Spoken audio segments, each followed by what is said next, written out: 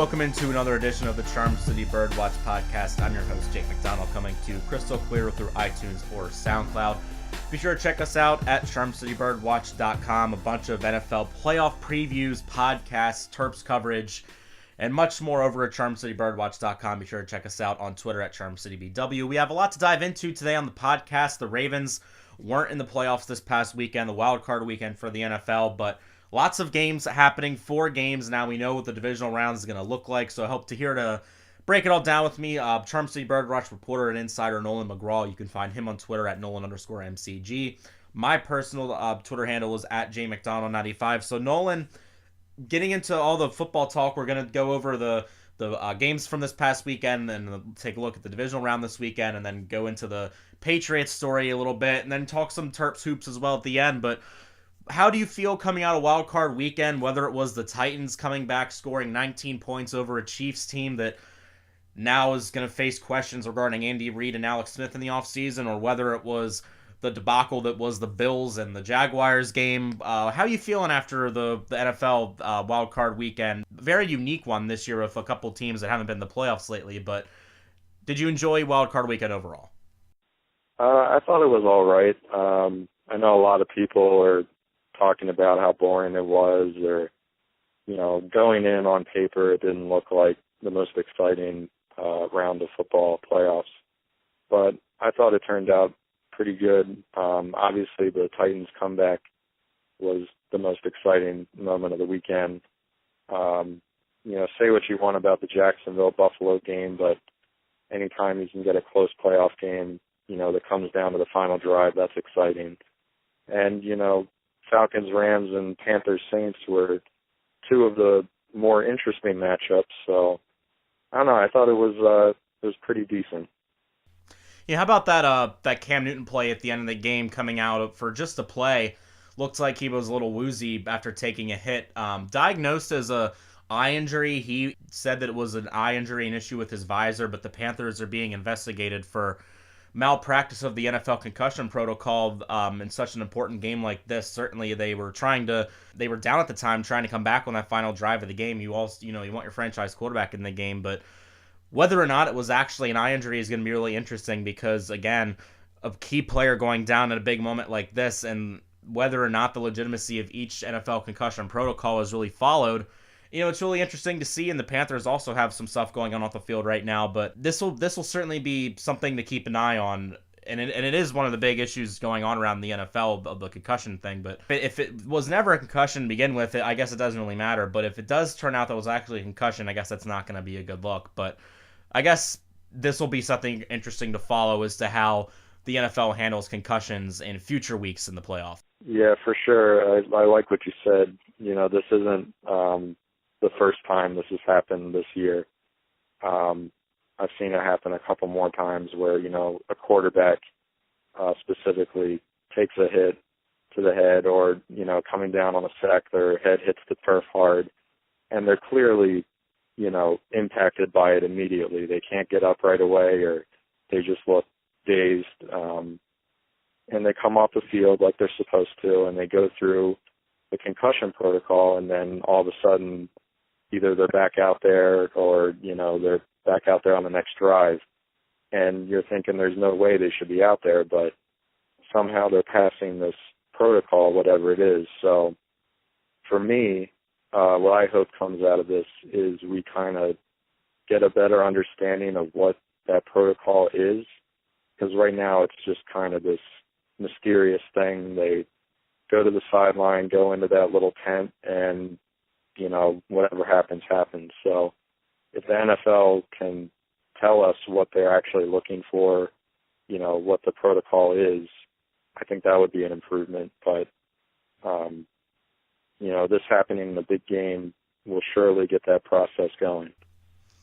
I think it's safe to say that Buffalo Bills fans are the craziest in the NFL, and I know we can go into the game of how boring it was, and certainly whether it was Tyrod Taylor getting injured at the end of the game, Blake Bortles missing throws left and right. It was an ugly game, but despite the Bills losing, Bills Mafia out in full force. I tell you, there are so many videos on Twitter going around right now of Bills fans just putting themselves through tables. They're crazy. I definitely think I mean, they were billed as one of the craziest fan bases of the NFL, but this weekend was really a perfect showcase. But just the all the videos of the tables really is just it's becoming a thing now. Like I feel like I'm obligated now when I go to a future tailgate to put myself through a table, especially if it's ever at Buffalo. What do you think about all those videos? I don't know about that. I'm not going through a table personally, but there's something else. You kind of feel bad for them. 17 years is it without a playoff appearance, and they come out and they only put up 3 points. But it was really cool to see kind of an away team have that big of a presence in a playoff game.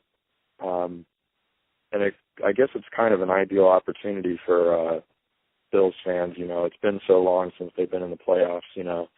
They can escape the cold weather up here in the Northeast and head down to sunny Jacksonville. But I just thought it was, kind of crazy to see the tailgate that split, and then, once everyone was inside the stadium, to hear the crowd reactions, you could really hear the Buffalo fans. And moving on now with the divisional round coming up this weekend, the first matchups coming up, we're not really going to pick the games. I think it's a little too early to kind of pick the games in the week, but coming up on Saturday first, I mean, the Falcons and the Eagles could be one of those rare cases where a number 6 seed, especially one that has more recent playoff experience than Matt Ryan, the Falcons going up to the number 1 seed in the Eagles. I like the Falcons' chances a lot right now, and then you have the Patriots in the Titans game, which could really well. I mean, that game just screams blowout to me. What about you? Yeah, for sure. The second year in a row that New England is going to get kind of an easy pass to the championship round. Mariota kind of impressed me. That offense in Tennessee impressed me last week, but they still, to beat New England, they're going to have to be perfect. So I just don't see them pulling that out. Do you feel similar to I do, and that the Falcons might have a good chance of beating the Eagles, or do you think that this game might be closer than I think? It really depends how big Philadelphia's defense can show up. I mean, they got the home field advantage, can they get the crowd behind them and all that, but Atlanta, they really look destined, or determined rather, to kind of avenge last year's disappointment. They came in, just barely got in as a 6th seed in a very tough NFC, and I think they're battle tested, and this is a good matchup for them. So I'm sure they're excited to be possibly going back to another NFC championship. And one last point on the Falcons. How about that the LA Coliseum, that really bad surface on the field there? The grass just looked like it wasn't, put together before the game. Really something you don't want to see, particularly in a playoff situation. Yeah, from what I saw in the game, it definitely was noticeably ugly and bad on TV. I don't remember if there was any, major moments or plays where the player slipped or, it impacted the game. I could be wrong. Correct me if I'm wrong, but I didn't notice anything like that, which is good. But, you see that a lot. There's a lot of these natural fields that just look really bad on TV, after just a quarter of play. So I don't know. I don't have many strong opinions about that. In the Sunday slated games, the number 2 seeds will both be playing for both the AFC and the NFC. Coming up first is the Jaguars and the Steelers, a rematch of an October matchup in which the Jaguars beat the Steelers 30-9 when Big Ben threw 5 interceptions. Different team this time around, a much hotter Steelers team. And the Jaguars lost their last 2 games of the season and looked like, their offense at least looked really bad last week against the Bills. Obviously, this one, I think it's going to come down to how well Big Ben plays against the Jaguars defense. And then you have possibly the game of the week coming after that, the Saints and the Rams. Drew Brees only having 1 road playoff win in his career, but he does play well in domes, and of course the Vikings do play inside. It's going to be the number 2 Saints offense against the number 1 Vikings defense. And another potential key, I think, to this game that some people might not be talking about is the experience factor. We talked about it last week with Matt Ryan and Jared Goff in the playoffs. This time you have Case Keenum going up against Drew Brees. So no matter what people say, coaching is a factor and playoff experience is a factor. And if you look against Case Keenum and Drew Brees clearly holds that advantage. But the Vikings are playing at home, so I definitely think between the 2 days, Sunday definitely has the more intriguing matchups, at least on paper. Yeah, definitely. I'm excited for both of these games. Probably more for the Pittsburgh-Jacksonville. I really believe in Jacksonville hard for some reason.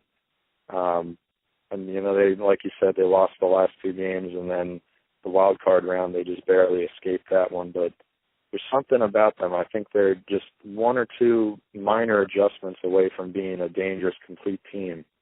I don't know if they'll, if they get past Pittsburgh, can they beat New England? That's a whole other question. But for this matchup, I'm excited to see how they can take on Pittsburgh in the playoffs, because obviously earlier this year we saw that they could handle their business on the road in Pittsburgh. So that'll be interesting to see. The biggest thing for me in that game is going to be Bortles. We know the Jacksonville defense is going to show up, but it's all going to come down to Bortles and the offense. Can they keep pace with Roethlisberger in Pittsburgh? Well, the Jaguars, I mean, it's funny. They remind me a lot about the Ravens, particularly some of the really old school days of the old defense, but maybe kind of like a 2016, like a really good defense, a historic defense. Now, on offense, you're kind of limited. Bortles, who honestly reminds me a lot like Joe Flacco this year with the mechanic problems he's having. But you have a good running back in Leonard Fournette, who I think could turn into a Ray Rice type player. And some receivers that aren't, not maybe necessarily number 1 receivers, but very, very good receivers. Just something about that Jaguars team reminds me a lot of the old Ravens teams, and I do think that if they had a different guy at quarterback that would be, even a game manager better than Bortles, I think they could very well win the Super Bowl. Yeah, they're, like I said, they're close, but, you look at that, the matchup earlier this year between Jacksonville and Pittsburgh, Bortles threw for under 100 yards and no touchdowns and an interception, and they still win 30-9. That's almost unheard of. Obviously, Roethlisberger throwing 5 interceptions is a big factor in that, but Fournette went off and had an amazing game, probably one of the best games of the year for him. So they've shown that they can win and win big, with their defense and run game. So I don't see why they can't do it again this week.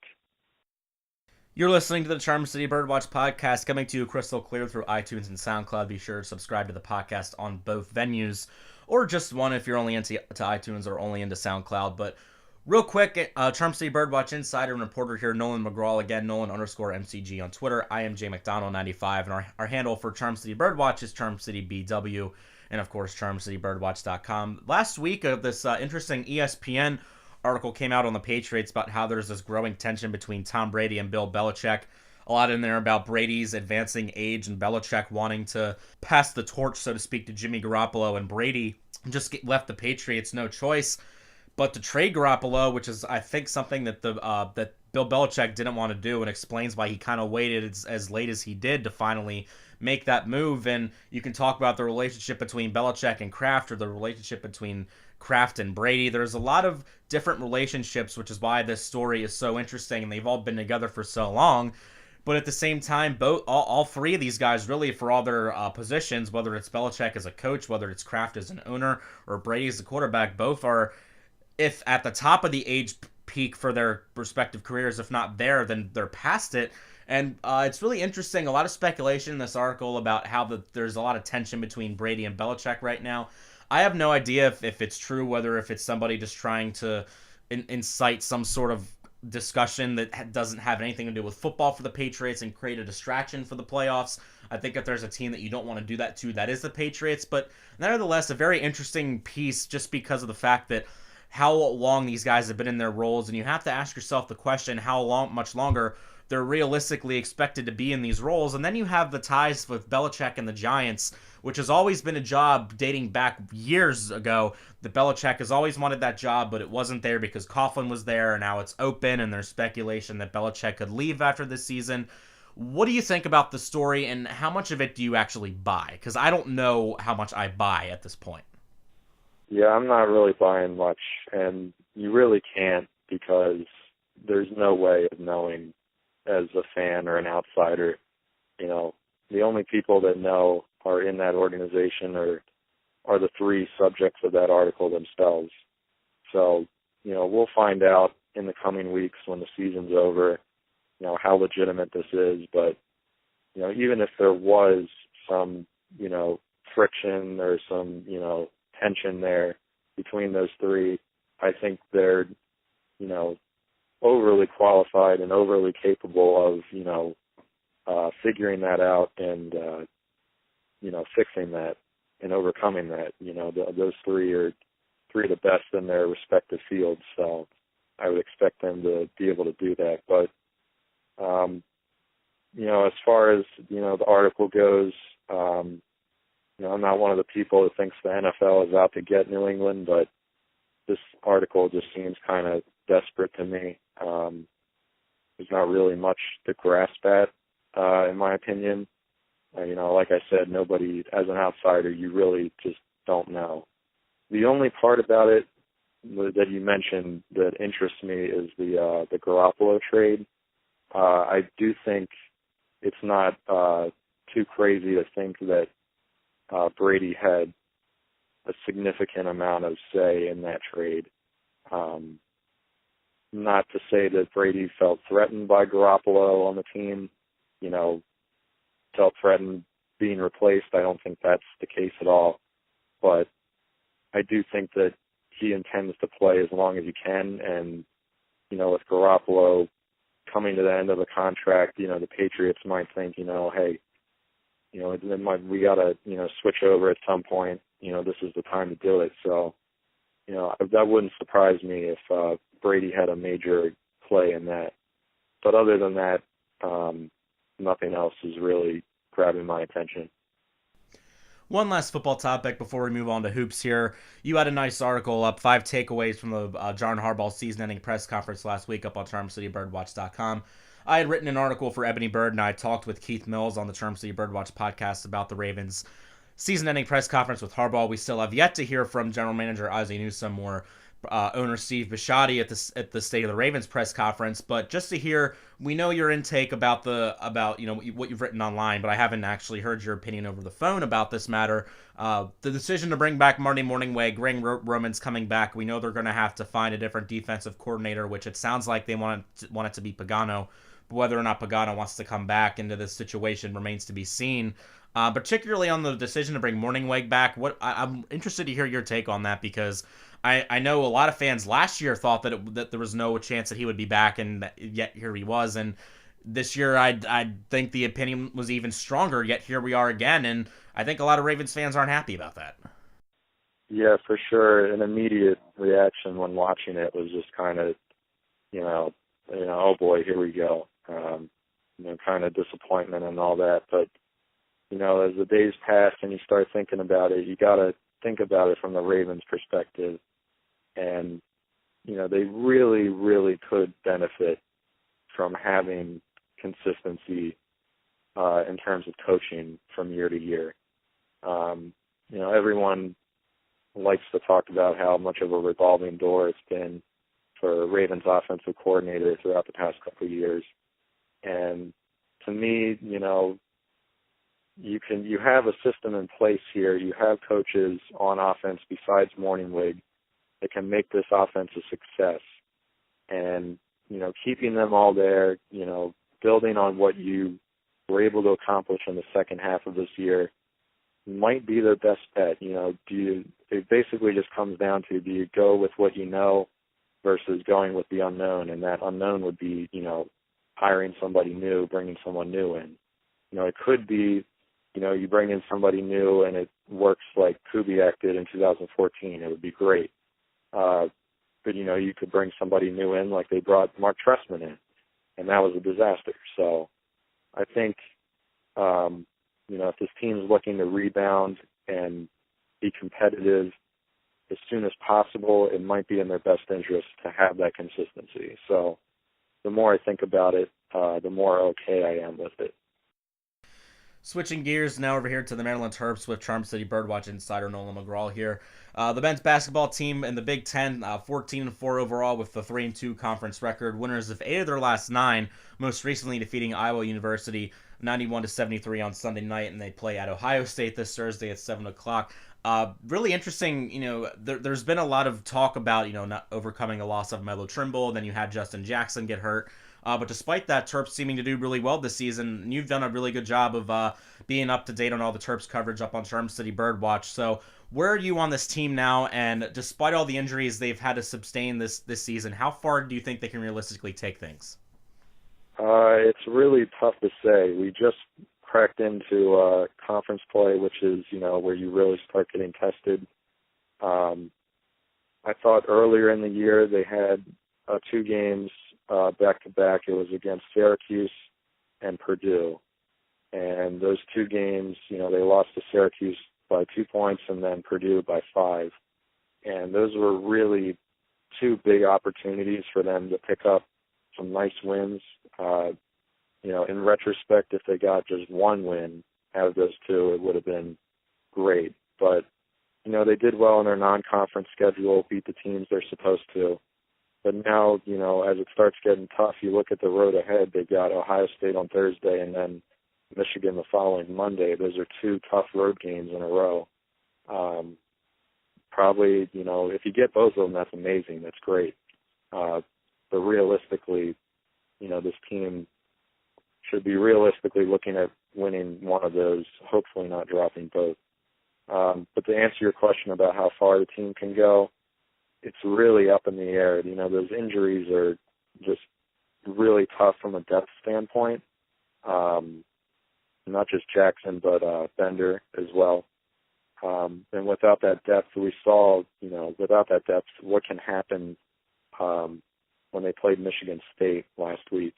They hung around in the first half, made some amazing shots, really athletic, acrobatic, crazy, insane shots.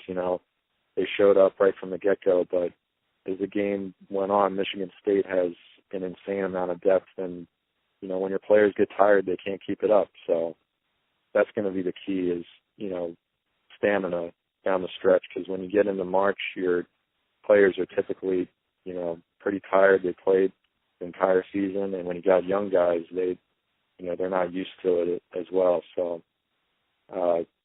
like I said, it's really up in the air, but they can put up points. We saw last night. They can go off, but it's really up to them. They're a young team. Sky's the limit, I guess, but we'll just see what they can do. I think, real quick, I think the last time we had you on was after the Colts game a couple weeks ago, and I was going to, try to come up with something Orioles-related to ask you, but I literally don't think there has been a single thing happen in the last 2 weeks to talk about, because there's literally been nothing going on that front. Yeah, it's been almost crazy. It's just, I can keep forgetting about the Orioles, honestly. Well, now that the Ravens are over, kind of want to direct my attention that way, but they're not doing anything for me. It's really scary. They've only got 2 starters, and we're not that far away from spring training. So I think that, scenario that everyone keeps joking about where Castro is going to end up being a starter, I don't think that's too far out of the question at this point. What do you think about Hunter Harvey? I saw some pictures of him on Twitter today working out, but I have no idea how his arm is. I mean, realistically, by the end of the year, that is not a crazy idea at all to think he could be in the rotation. Yeah, it really, with baseball and all that stuff, it really just depends how the season goes. I think coming into this year, the earliest he was going to be able to come up and, just even be in the bullpen was going to be late, second half of this upcoming season. So I really, with him being kind of like the last big pitching prospect for us, kind of feels like, the last opportunity. They might just want to play it safe with him and, not push it. But obviously fans are really desperate, to see one of these prospects pan out. And, I have faith in Harvey. I think he can be a good pitcher, but, I just don't want to push it and, have him get injured again or something and really just derail your team for even longer. Well, you summarized it pretty much perfectly about the Orioles regarding their status this season. Uncertain and scary, really, not only through the fact they only have 2 starting pitchers, but also the lingering Manny Machado decision, with Buck Showalter and Dan Duquette both having expiring contracts, so definitely going to be an interesting couple of months on the Orioles front. And of course, Nolan again, on Nolan_MCG on Twitter. I am Jake McDonnell 95. And our site's Twitter handle is at CharmCityBW. Once again, subscribe to the Charm City Birdwatch podcast through either iTunes or SoundCloud, and check us out at CharmCityBirdwatch.com. So, again, for Nolan, I'm Jake McDonnell, and we will talk to you next time on the next edition of the Charm City Birdwatch podcast.